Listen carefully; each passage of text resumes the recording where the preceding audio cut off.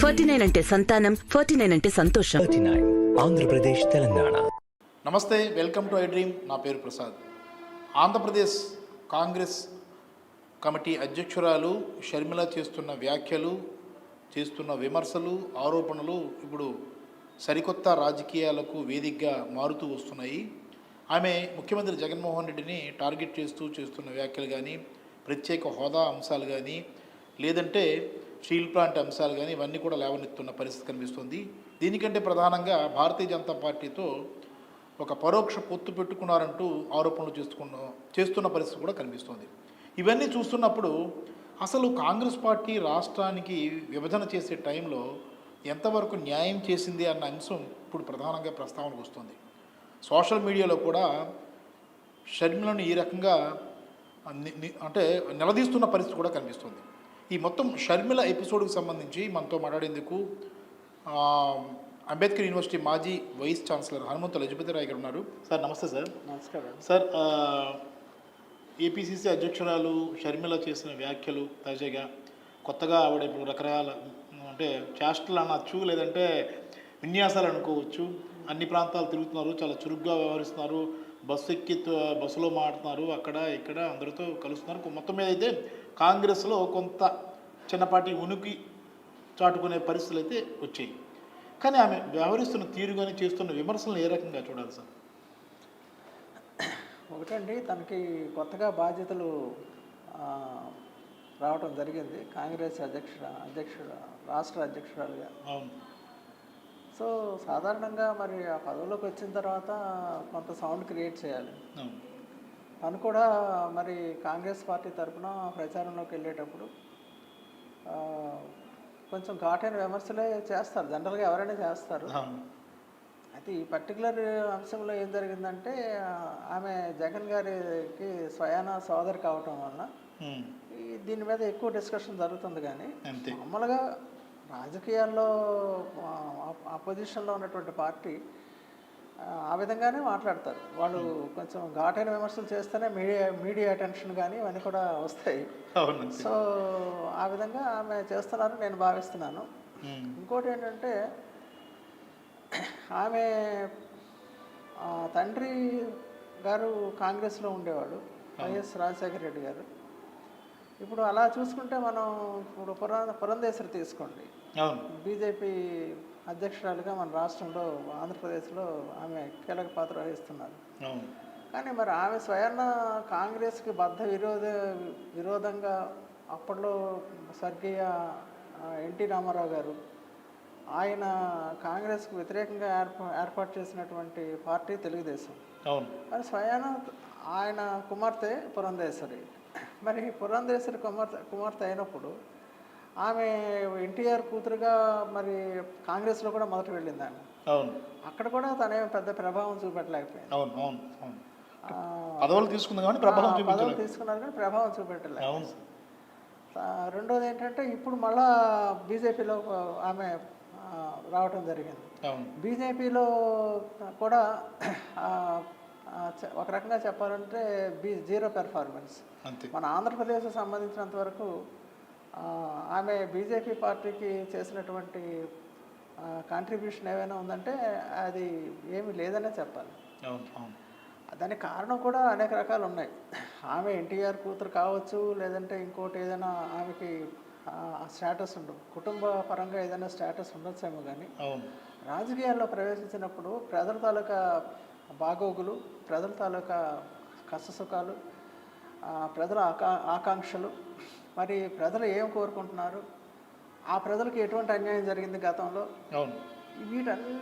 ఈ అంశాలన్నిటి మీద కూడాను అక్కడ వాళ్ళు ప్రజాస్వామ్యంలో ఓటు హక్కు వినియోగించుకునే సమయంలో ఆ విధంగా ఆలోచించి ఏదైనా ఒక పార్టీకి ఓటు వేయడం జరుగుతుంది.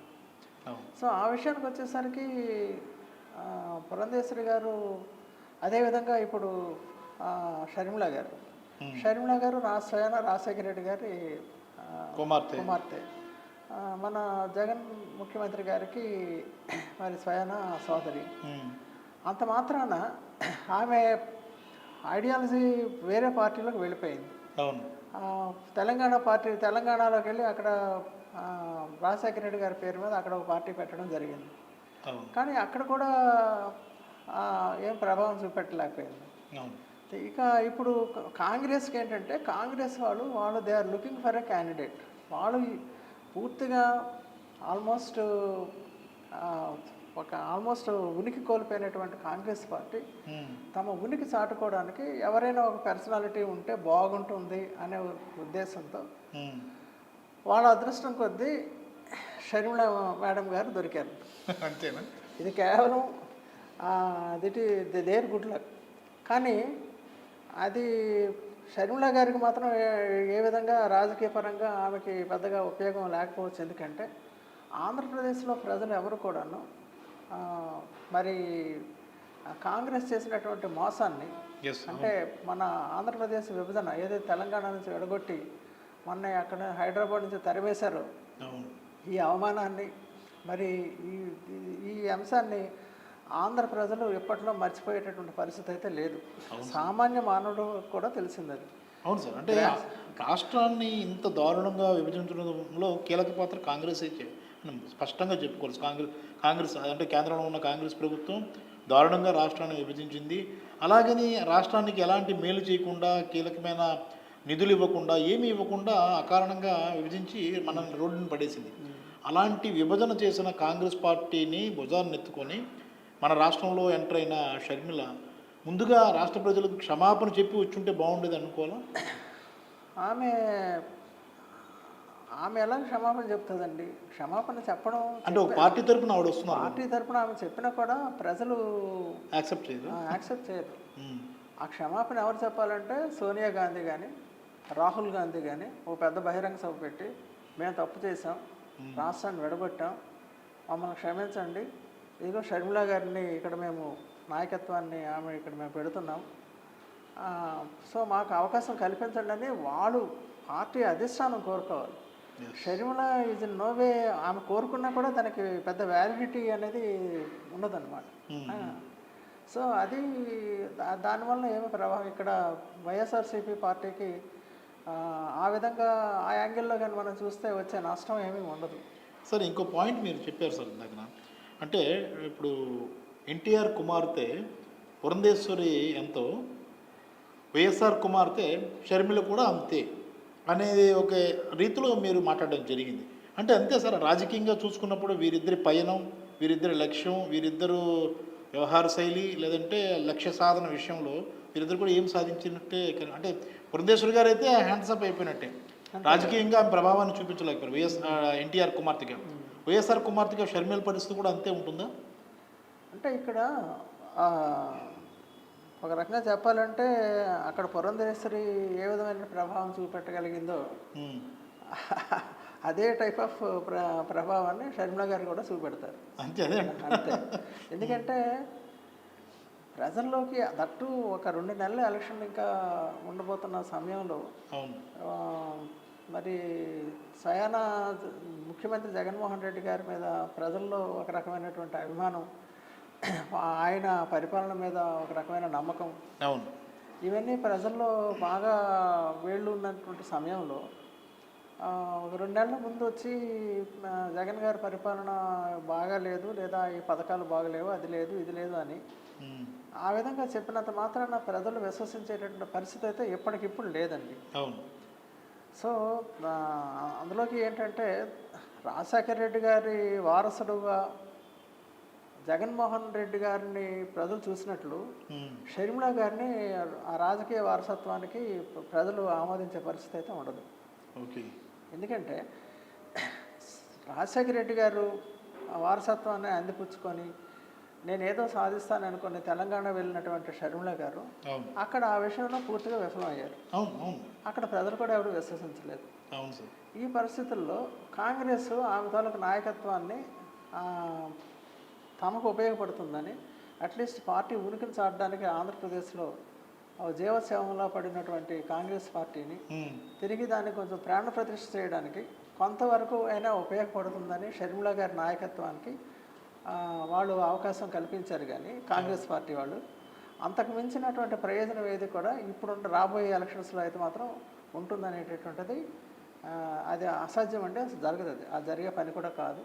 తర్వాత మోహన్ రెడ్డి గారి సంక్షేమ పథకాలు కానీ సంక్షేమ ఫలితాలు కానీ మరి ఇవన్నీ కూడా ఇంటింటికి వెళ్తున్నాయి. ప్రతి వ్యక్తి కూడా ప్రజలతో ప్రతి పౌరుడికి కూడా రాష్ట్రంలో మరి అనేక సామాజిక అంశాల్లో వాళ్ళకి పిల్లలకు విద్య అందించడంలో కానీ వైద్య వసతి కల్పించడంలో కానీ గృహ వసతి కల్పించడంలో కానీ తర్వాత డ్వాక్రా మహిళలు ఇంచుమించు వాళ్ళకి 26,000 కోట్ల రూపాయలు రుణమాఫీని మరి ఏదైతే జగన్మోహన్ రెడ్డి గారు మొదట ఆయన ప్రకటించారు మేనిఫెస్టోలో దశల వారీగా ఇప్పటి వరకు 26,000 కోట్ల రూపాయల రుణవిముక్తిని కలిగించినటువంటి డ్వాక్రా గ్రూప్స్ మహిళలు కానీ వైఎస్ఆర్ ఆసరా పథకం కింద వివిధ వర్గాల మహిళలకు అందిస్తున్న ప్రయోజనాలు కానీ ఇవన్నీ కానీ మీరు చూస్తే ఉదాహరణకి నాడు నేడు కింద కానీ చూస్తే మొత్తం 44,200 పైగా 44,200 పైగా ప్రభుత్వ పాఠశాలలు మన రాష్ట్రంలో ఉన్నాయి. మరి మొదటి దశ రెండో దశల్లో ఇప్పటివరకు ఇంచుమించు 37,000 పాఠశాలను కవర్ చేశారు. ఒక దశ కంప్లీట్ అయింది ఫస్ట్ దశ. రెండో దశలో కూడా మరి ఇంచుమించు 17,000 ఇవన్నీ జనాల్లో బాగా వెళుతున్నాయి.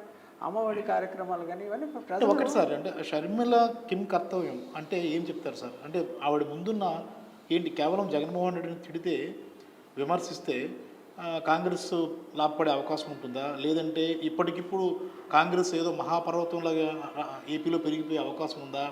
కిమ్ కర్తవ్యం అంటే షర్మిల పరిస్థితి ఏంటి అసలు? అంటే షర్మిల గారు ఒక రకంగా ఎంట్రీ ఇంటూ పాలిటిక్స్ అంటే కాంగ్రెస్ తరఫున పాలిటిక్స్లోకి ఎంటర్ అవ్వడం అనేటటువంటిది వెరీ అన్టైమ్లీ అని నేను భావిస్తున్నాను. ఓకే, చాలా అన్టైమ్లీ ఇది. ఎందుకంటే ప్రజలు ఎవరు కూడాను మరి ఒక పార్టీని కాంగ్రెస్ అంతగా భూస్థాపితం అయిపోయినటువంటి పార్టీకి పునర్జీవింప చేయడం వరకు కొంచెం సౌండ్ వినిపించడం కోసం ఆ పార్టీ తరఫున ప్రచారం చేయడం కోసం అంతవరకు షర్మిల గారి తాలూకా ఎంట్రీ అనేది ఏదైతే ఉంటుందో కాంగ్రెస్ పార్టీలోకి ఉపయోగపడుతుంది, ఆ పార్టీకి ఉపయోగపడుతుంది. కానీ ఆమె ఎక్కడ కూడా స్థానాలు గెలిచేసి ఎక్కడ ఎంతమంది ఎమ్మెల్యేలు నేను డెఫినెట్గా గెలిపించగలను అనే పరిస్థితికి అయితే లేదు. తర్వాత కాంగ్రెస్ పార్టీ బీజేపీ వైరుధ్యం వాడారు. ఆ రెండు పార్టీల మధ్య జాతీయ స్థాయిలో బాగా వైరుధ్యం బాగా ఉంది. సో ఒకవేళ షర్మిల గారు ఏమైనా బీజేపీ అలాగే ఏదైనా కూటమిగా ఏర్పడి అందులో చేరి ఇక్కడ వైఎస్ఆర్సీపీని ఈ పార్టీకి ప్రతిఘటిస్తామనేటటువంటి పరిపాలన అలాంటి ఆలోచనలు ఉంటే కూడా అది కూడా అసాధ్యం. ఎందుకంటే అక్కడ జాతీయ స్థాయిలో కాంగ్రెస్ పూర్తిగా బీజేపీని విమర్శిస్తుంది, వ్యతిరేకిస్తుంది. అది జరిగే పని కాదు, జరిగే పని కూడా కాదు. ఎందుకంటే ఇప్పుడు బీజేపీ కూడా ఇంకా నిర్ణయించలేదు, అంత అయోమయంగా ఉంది. ఎందుకంటే అది కూటమి అంటున్నారు. ఒకవేళ ఏదైనా కాంగ్రెస్ అందులో కలవకపోవచ్చు. కాంగ్రెస్ డెఫినెట్గా అందులో కలిసి ప్రసక్తే లేదు. ఈవెన్ బీజేపీ, జనసేన, తర్వాత టీడీపీ ఈ ముగ్గురు కూడా కలుస్తారనేది ఇంకా కొంచెం గ్యారంటీ, ఇంకా స్పష్టమైన ఇంకా మనం ఫైనల్గా చెప్పుకుంటే రావటం లేదు సార్. ఫైనల్గా చెప్పుకుంటే షర్మిల గారి ఆలోచన విధానం, కాంగ్రెస్కి ఏదో చేసేస్తామన్న దూకుడుతనం ఇవన్నీ చూసుకున్నప్పుడు ఆమెది దింపుడు కళ్ళం ఆశ అని అనుకోవాలా? ఇది ఎటువంటి పరిస్థితుల్లో కూడా వైసీపీని ఎదుర్కొనేటటువంటి సత్తా కానీ వైసీపీ పార్టీని ఇప్పుడు ఎదుర్కొనేటటువంటి పరిస్థితి కానీ ప్రస్తుతం షర్మిల గారికి ఇప్పుడున్నటువంటి మిగతా రాజకీయ పరిస్థితులు ఏవైతే రాష్ట్రంలో ఈ ప్రస్తుతానికి ఉన్నాయో ఈ పరిస్థితులన్నింటినీ కూడా మనం జాగ్రత్తగా పరిశీలిస్తే మాత్రం జగన్మోహన్ రెడ్డి గారిని ఎదుర్కొనే సత్తా, శక్తి, యుక్తి కూడా లేదని నేను చెప్పగలను షర్మిల గారికి. ఎందుకంటే ప్రజలు ఎవరు కూడా ఫస్ట్ ఆఫ్ ఆల్ కాంగ్రెస్ పార్టీని హర్షించడం లేదు. హర్షించినటువంటి కాంగ్రెస్ పార్టీని మరి అలాంటి పరిస్థితుల్లో నాయకత్వం వహిస్తున్నటువంటి షర్మిల గారికి ప్రజల నుంచి ఎంతవరకు మద్దతు లభిస్తుంది? సరే, పార్టీ వాళ్ళు ఆమె ఉపయోగించుకుంటున్నారు, ఎందుకంటే వాళ్ళకి వేరే గత్యంతరం లేదు. అవును సార్. సో ప్రజలు ఎంతవరకు దాన్ని హర్షిస్తారు, ప్రజలు ఎంతవరకు దాన్ని యాక్సెప్ట్ చేస్తారు, ఆమోదిస్తారు అనేటటువంటిది మనం ఇక్కడ చాలా జాగ్రత్తగా ఆలోచించాలి. సో ఎటువంటి పరిస్థితుల్లో కూడా వైఎస్ఆర్సీపీకి ఇప్పటికిప్పుడే వచ్చే ప్రమాదం అయితే ఈ షర్మిల కాంగ్రెస్ ఎంట్రీ వల్ల వచ్చేటటువంటి ప్రమాదం అయితే లేదనే నేను చెప్పగలను. Right sir, thank you very much. Thank you. చూసాం కదా, షర్మిల కాంగ్రెస్ ప్రవేశం, ఏపీసీసీ అధ్యక్షురాలుగా రావడం, ఇలాంటి పరిణామాలన్నీ మనం చూసినప్పుడు ఆమె ప్రభావం ఏమాత్రం కూడా ఆంధ్రప్రదేశ్లో ఉండదని మాజీ వైస్ ఛాన్సలర్ హనుమంతు లజపతిరాయ్ గారు అభిప్రాయం వ్యక్తం చేస్తున్నారు. అలాగే ఆమెది దింపుడు కళ్ళం ఆశగానే పరిగణించాల్సి ఉంటుందని కూడా ఆయన భావిస్తున్న పరిస్థితి కనిపిస్తుంది. ప్రధానంగా కేవలం జగన్మోహన్ రెడ్డిని విమర్శించడం, ఆరోపించడం లాంటి విధానాలను అమలు చేయడం ద్వారా ఏదో లబ్ధి పొందాలని షర్మిల భావిస్తే అది పూర్తిగా తప్పిదమే అవుతుందన్న భావన కూడా వ్యక్తమవుతుంది. ముఖ్యంగా అటు ఎన్టీఆర్ కుమార్తె పురంధేశ్వరి, ఇటు వైఎస్ఆర్ కుమార్తెగా ఉంటున్న షర్మిల ఇద్దరి ఆలోచన విధానము, గమ్యము ఇవన్నీ రెండు కూడా ఒకేలా కనిపిస్తున్నాయి. కాబట్టి వీరిద్దరి వల్ల కూడా ఆయా పార్టీల మీద తీవ్ర ప్రభావాన్ని చూపించలేకపోయారు. కాంగ్రెస్ పార్టీ షర్మిలను వినియోగించుకోవాలని చూస్తుంది తప్ప ప్రజలు కాంగ్రెస్ పార్టీని, షర్మిల నాయకత్వాన్ని గుర్తించే పరిస్థితి లేదు అన్న అభిప్రాయాన్ని మాజీ వైస్ ఛాన్సలర్ లజపతిరాయ్ గారు చెప్తున్న మాటలు బట్టి అర్థమవుతుంది. కెమెరామెన్ మూర్తితో Prasad, I dream media, Visakhapatnam.